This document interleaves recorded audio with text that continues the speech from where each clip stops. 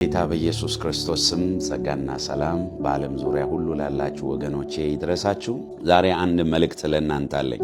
ዮሐንስ ወንጌል ምዕራፍ 2 ቁጥር 11 ላይ እንደዚህ ይላል፣ ኢየሱስም ይህን የምልክቶች መጀመሪያ በገሊላ ቃና አደረገ፣ ክብሩንም ገለጠ፣ ደቀ መዛሙርትም በርሱ አመኑ ይላል። በቃና ዘገሊላ ታውቃላችሁ፣ ድንገት ነው ኢየሱስ ክርስቶስ የተገኘው። ተጾሞ ተጸልዮ ናልን ተብሎ አይደለም። ነገር ግን ተገኘ። ተጋብዞ ይሁን ሳይጋበዝ ይሁን የምናውቀው ነገር ባይኖርም፣ ነገር ግን ኢየሱስ ክርስቶስ ደቀ መዛሙርቱ ማርያምም እዛ ሰርግ ላይ ታደሙ። ታሪኩን ታውቁታላችሁና የወይኑ ጠጅ ሰው ተስተናግዶ ሳያልቅ ድንገት አለቀ። ነገር ግን ጌታ ባዶ ጋኖችን ውሃ ሙሏቸው አለ። ባዶ ጋኖችን ውሃ ሞሏቸው። በጣም በሚገርምና በሚደንቅ ሁኔታ ጌታ ኢየሱስ ክርስቶስ ቀርታችሁ ወስዳችሁ ለአሳዳሪው ስጡት ነው ያለው። በጣም የሚደንቅ ነው። አሳዳሪው ሲቀምሰው ለየት ያለ ነው መጠጡ።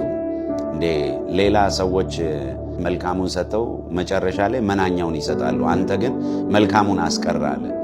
ነገር ግን ሰውየው አይደለም ያስቀረው። ሰውየውማ ሊዋረድ ነበረ። ሰው ተስተናግዶ ነገሩ ሳያልቅ ችግር ገጥሞት ነበረ። ነገር ግን ጌታ ኢየሱስ ድንገት ተገኘና ክብሩን ገለጠ፣ ምልክቶችን አደረገ፣ የተአምራት መጀመሪያ አደረገ፣ ደቀ መዛሙርቱም በእርሱ አመኑ ይላል። ስለዚህ ዛሬ በእናንተ ላይ ቃል ላወጣ ነው። አበቃ፣ አከተመ፣ የለም በተባለው ነገር ላይ እግዚአብሔር አምላክ ክብሩን ይገልጥበታል። የናዝሬቱ ኢየሱስ ክብሩን ይገልጥበታል። መንፈስ ቅዱስ ክብሩን ይገልጥበታል። ምልክትና ተአምራት ለመጀመሪያ ጊዜ በሕይወታችሁ ላይ፣ በትዳራችሁ ላይ፣ በአገልግሎታችሁ ላይ፣ በስራችሁ ላይ፣ በቢዝነሳችሁ ላይ፣ በጤንነታችሁ ላይ እግዚአብሔር ያደርጋል። ክብሩንም እግዚአብሔር ይገልጣል። ምስጋናውም፣ ውዳሴውም፣ አምልኮውም ለአብ ለወልድ ለመንፈስ ቅዱስ አንድ አምላክ ይሆናል። ስለዚህ ዛሬ በሚገርም አይነት የእግዚአብሔር ኃይልና ክብር ውስጥ ሆኜ ነበር ያገለገልኩት። በዛ መንፈስ ውስጥ ሆኜ በእናንተ ላይ እናገራለሁ።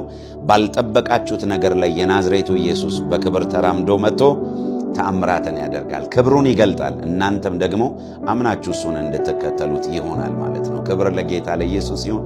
ወዳችኋለሁ። ሻሎም። For more videos, visit our YouTube channel. Thank you.